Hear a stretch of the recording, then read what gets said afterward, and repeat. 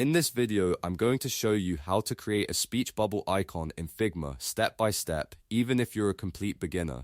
This is a simple shape-based icon that you can use in UI designs, chat apps, message buttons, and social media graphics. By the end of this tutorial, you'll know how to build the icon cleanly and adjust the details so it looks polished and professional.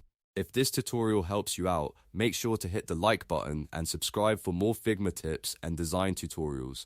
Alright, let's jump right in. First, open Figma and create a new design file. Once your canvas is ready, select the rectangle tool from the toolbar. Now draw a rectangle on the canvas, and for the best starting shape, aim for dimensions around 490 pixels wide and 450 pixels high. This gives you a solid base to turn into a speech bubble shape. After drawing the rectangle, double-click it to enter vector editing mode. This is where you can start adjusting the shape more precisely. Now look at the anchor points along the bottom edge. You want to select the two dots near the bottom middle and bottom left, and then drag and adjust them carefully to form the tail and rounded message bubble appearance. Take your time here, because the way you move these points will define the overall icon shape. Keep adjusting until it looks like a clean message icon with a small speech tail. Once the base shape looks right, it's time to add the inner details. Enable the pen tool and draw a line inside the message icon. This line will help make the icon look like a chat or message symbol rather than just a plain bubble.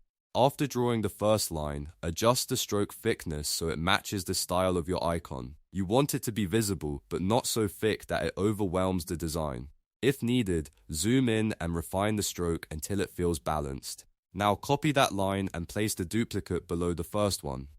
This creates a layered message look and makes the speech bubble icon feel more complete and recognizable. Position it carefully so the spacing between the lines looks even and the icon stays visually centered.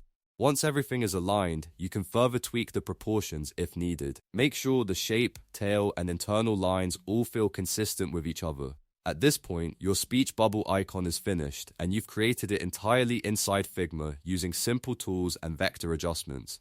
This is a great workflow to remember because you can use the same technique to build tons of custom icons and interface elements in Figma. If you found this helpful, don't forget to like the video, subscribe to the channel, and turn on notifications so you don't miss the next design tutorial. Thanks for watching, and I'll see you in the next one.